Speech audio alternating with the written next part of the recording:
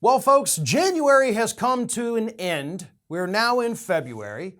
And as apparently happens every single January, pharmaceutical companies here in the United States decided, you know what, screw it. We're going to just raise the price on hundreds and hundreds of different medications because, well, we can.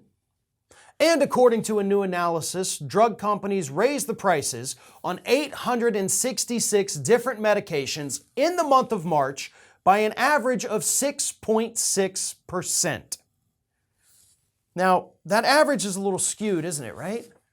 Because when you look at some of the numbers, Exelon Pharmaceuticals raised the price of their generic drug to treat high blood pressure, raised the price by 536%. It now maxes out at $549 per prescription.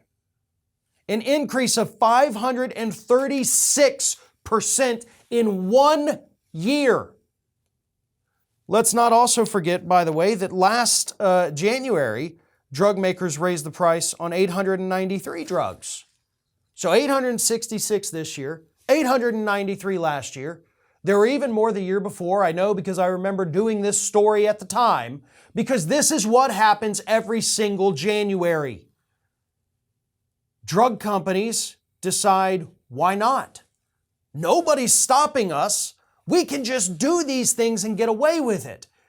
And the big reason we can get away with it is because we also paid hundreds of thousands, if not millions of dollars, lobbying Republicans and Democrats to kill the Build Back Better Act, which of course contained a provision that would have allowed the federal government to negotiate drug prices for people on Medicare. That's full circle there, folks. They've got the money, because they hike the prices all the time, so they get all that extra cash. Then they use all that extra cash to go and lobby Democrats and Republicans to not make it to where they can, or they have to, lower their prices. So the cycle just repeats itself every single year, every 12 months, beginning in January. They raise their prices, they spend the rest of the year lobbying, they catch a little flack for it right now when these reports come out, and then unfortunately the public moves along and everybody has to suffer in silence.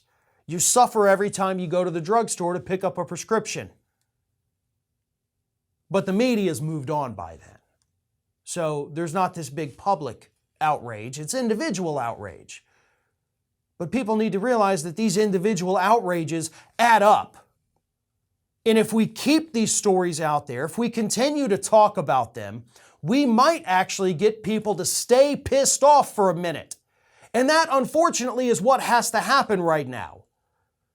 If you are not pissed off, you're not going to do anything to change this. If you are complacent, if you say, oh, well, this is the way things always are, you're going to head to the polls in November and you're going to send back the same people you've been sending back for 20 years and then piss and moan when nothing different happens. This is the wake-up call. This is a pattern of behavior from these drug companies, and the people getting screwed are you and me.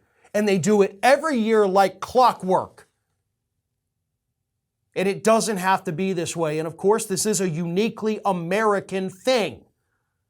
Medicare for All fixes this. Nationalizing the drug industry fixes this. And yes, I do think it's time to talk about that extreme decision to nationalize the drug companies. After all, we're providing our tax dollars, roughly 75% of the R&D that these drug companies use to develop these blockbuster drugs. So we're paying for our prescriptions twice. We're paying for it through our income tax, and then we're paying for it again in the pharmacies. And the drug companies are the ones who get to pocket all the profits, raise the prices on us without any retribution, because they continue to pay off just enough politicians to be able to repeat that cycle every single year.